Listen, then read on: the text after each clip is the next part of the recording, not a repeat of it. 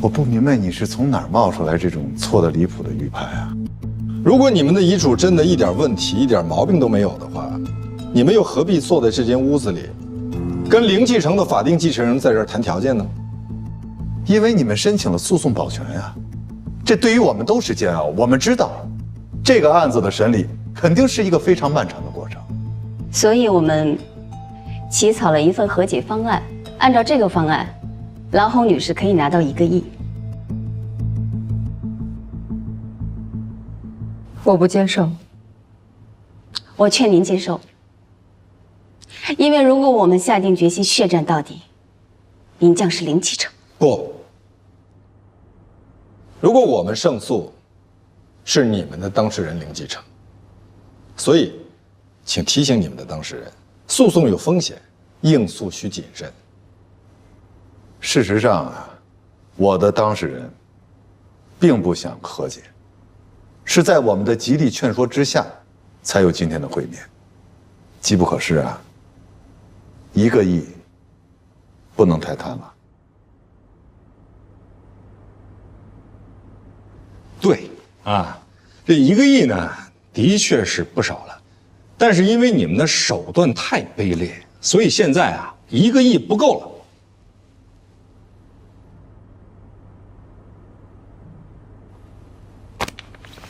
今天之内签署都有效，否则我们只能对簿公堂。你们真的以为你们收买威胁了所有可能的证人，我们就没有证据证明？你们的遗嘱人设立遗嘱的时候，是不完全具备民事行为能力的吗？遗嘱最重要的是遗嘱内容是否是遗嘱人的真实意思。我相信法官在了解了遗嘱人的真实婚姻生活之后，会认定这就是遗嘱人的真实意思。我们有证据表明，在孙浩瀚先生生前，没有一个除夕是和蓝红女士一起过的，每次过年都是和自己的儿子还有他自己的兄弟孙超越一家人一起过的。孙浩瀚在哪儿过年，和谁一起过年，跟继承没有任何关系。当然有关系了。过年对于每一个中国人来讲，它绝不等同于其他节日，这就代表了遗嘱人的真实意思呀。任何一个人也绝不接受把自己和家人辛苦打拼出来的巨额家产留给一个不爱自己的女人吧。是的，王律师在这一点上说的非常对，但是你太不小心了。你的笔记本里有一些内容，足以证明你们这份遗嘱是无效的，而且你的邮箱里还有一封邮件，也足以可以让你丢饭碗。什么意思？你真的忘了吗？罗琦毕竟是我姐姐，我的亲姐姐，我们姐弟情深。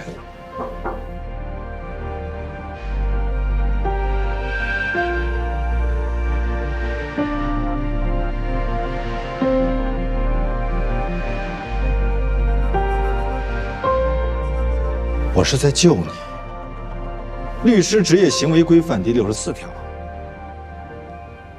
律师不得向司法机关或者仲裁机构提交明知是虚假的证据。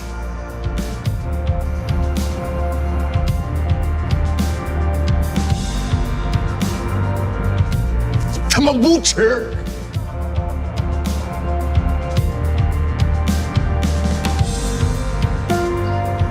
冷静，你是律师。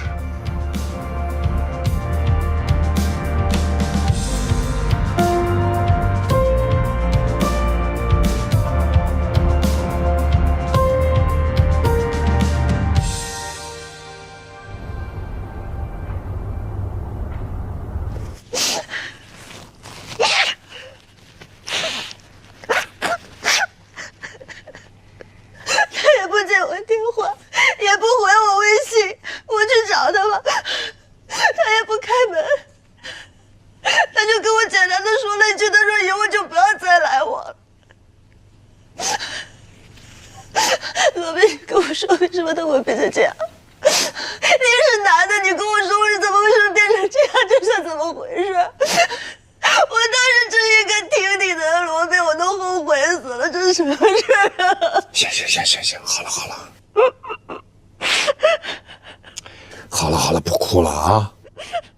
那这是干什么呀？你跟我讲讲，这是为什么？怎么会变成这样？这什么人啊？这都是。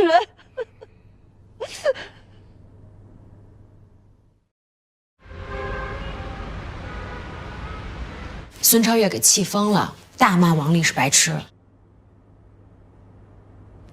你怎么了？孙超越约我打球，说不定他觉得反正你已经抓住他的把柄了，不如跟你说说软话，掏掏心窝子，也许你心软。王丽被炒了，难道这不是个好消息吗？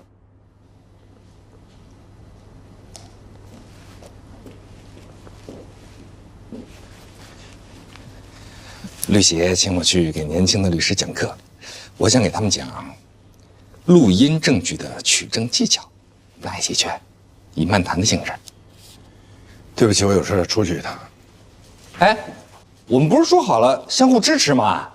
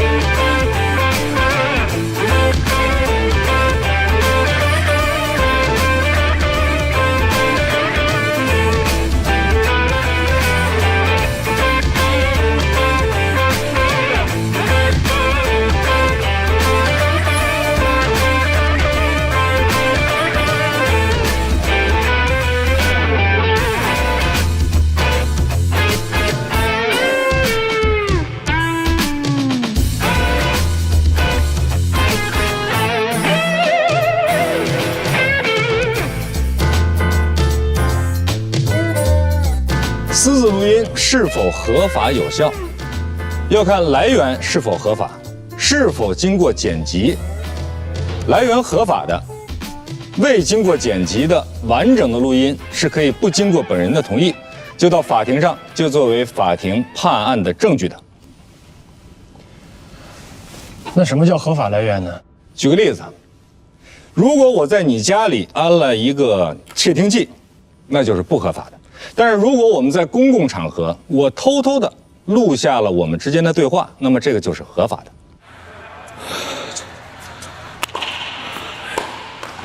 你赢了，你不甘心？的确有点不甘心。那我们再打一场。别，先歇会儿。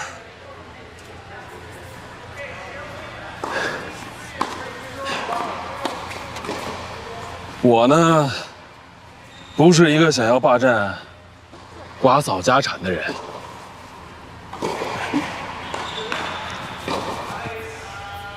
而且我跟你说过，我小的时候啊，特别喜欢打网球。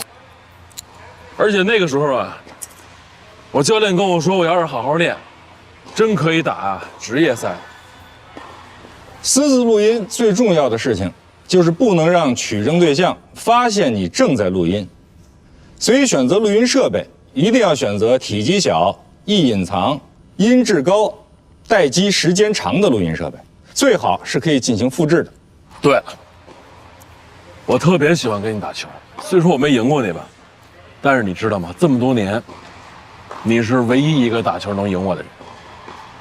那可能是大家都知道你太喜欢赢了，故意让你赢的。的确有这个可能，但是我尊重能够打赢我的人。好，那我争取以后每次都赢你。私自录音，又不被对方察觉，还让对方和盘突出，除非对方是对你极其信任的，至少是对你有好感的人。你直接说你的问题。利用别人对你的信任，来套取录音，以便在法庭上作为证据来击败对方。您不觉得这种间谍、卧底，都是凭借对方的信任，得到情报，从而击败对方，这有什么错误吗？律师这个职业本身就会引起内心极大的冲突。如果你太软弱，我建议你换一个行业。我们啊，真的是白手起家，我也没有结婚，公司就我们3个人，我哥、我嫂子。那个时候真是没白天没黑夜的干啊。我说的嫂子啊，是苏萍，挺好的一个人，又生孩子又工作。我还记得那时候她大着肚子，还每天在外面跑销售呢。家业就是这么整出来的。我跟我哥的股份分配是他60我20，那是因为我哥把他的1半的股份给了苏萍，后来苏萍去世了，就把他那30又搁回我哥那儿。如果你是我就想问问，你会不会把你哥还有王嫂的股份拱手让给一个1天都没有跟你们打拼过的女人？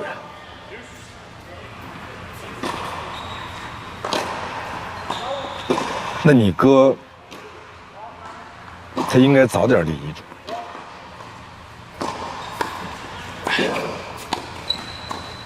从他发病到走就半个月，这时间太快了。而且在我的世界里，我认为，就是因为蓝红的照顾不周，我哥才会生病。在我看来，那就不是一个能够照顾家的女人。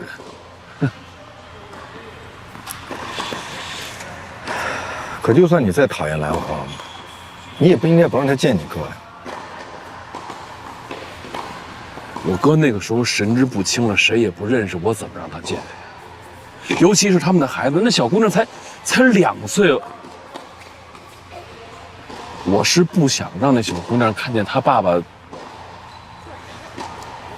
最后那个样子。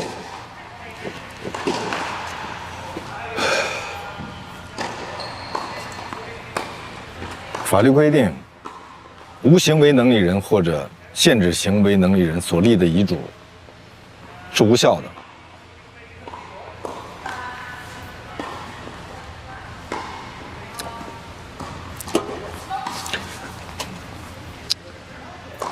哎，我今天请你来哈，我真是拿你当朋友，我是真想问问你，我现在应该怎么办？是，那遗嘱呢，是我打印的，但那的确是我哥的意思。我了解我哥，他要不是因为发病那么快的话，我相信他一定会让我来做这个接班人。那不可能是蓝红啊，他1天都没有经营企业的经验，怎么会把上百亿的家族企业交给他呢？可是你哥不会让蓝红零继承。我之所以写零继承，那是因为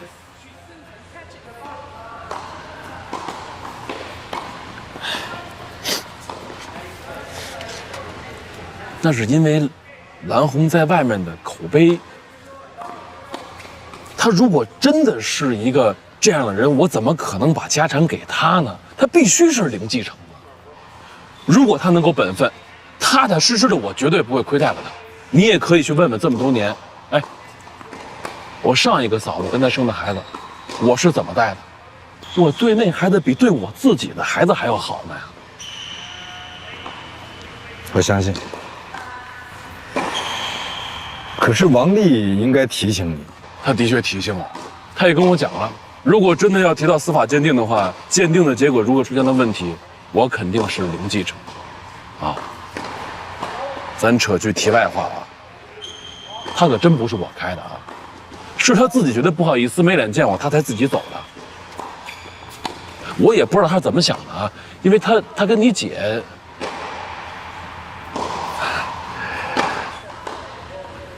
我也知道你姐肯定是站在你那边，我也相信你能够理解，毕竟血浓于水啊，亲情关系那不是什么人都能够替代的。哎，如果你能够理解你姐，我希望你可以理解我跟我哥现在的关系。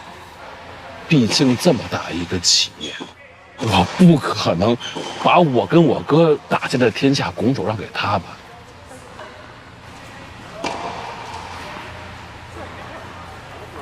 那这样，我去做蓝红的工作，我说服他，你们庭外和解。公司由你继续来经营，但遗产，你虽然蓝红的孩子，4个人每人1份，你可以接受吗？我就知道跟你能谈成，而且我发现，现在好多律师啊，都是成事不足败事有余，越谈事越多，还不如我自己谈呢。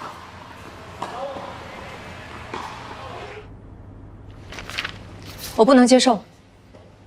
为什么？我永远也忘不了他是怎么跑到我们家，当着我妹跟我女儿的面跟我宣布遗嘱，告诉我零继承。如果遗嘱有效，你就是零继承。但这个遗嘱不成立，这遗嘱根本就不具备法律效力。他是在他哥哥丧失行为能力之后。如果孙浩瀚还活着，他有机会在完全清醒的状态下写一份遗嘱，你认为他会让自己的亲弟弟零继承吗？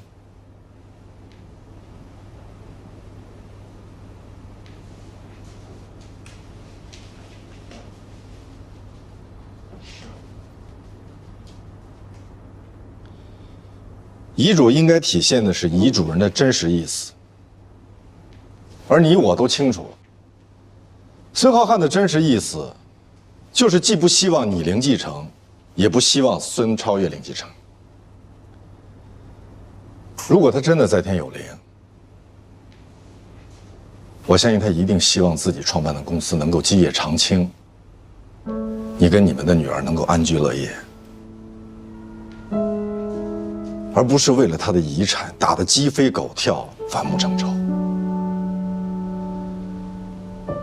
这是他最不愿意看到的。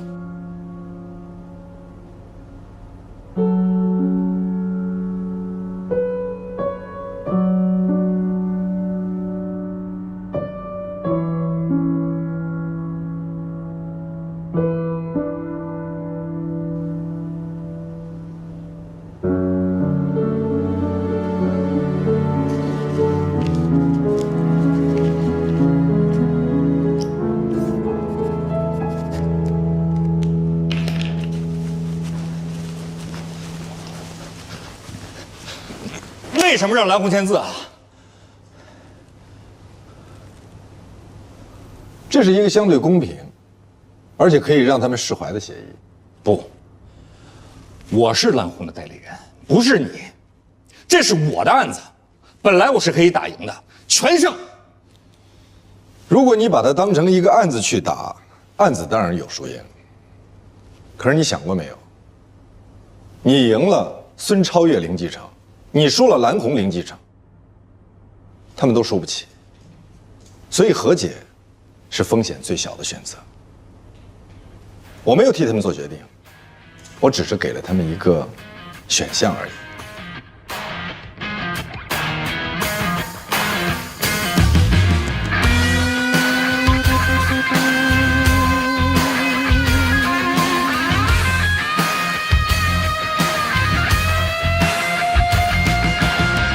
在角逐一场没有终点的梦，只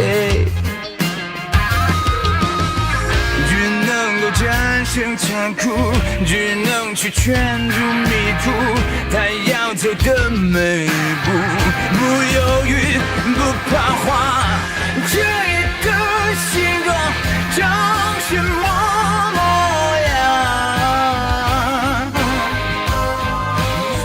去想那些希望梦想，都终将绽放，终将绽放。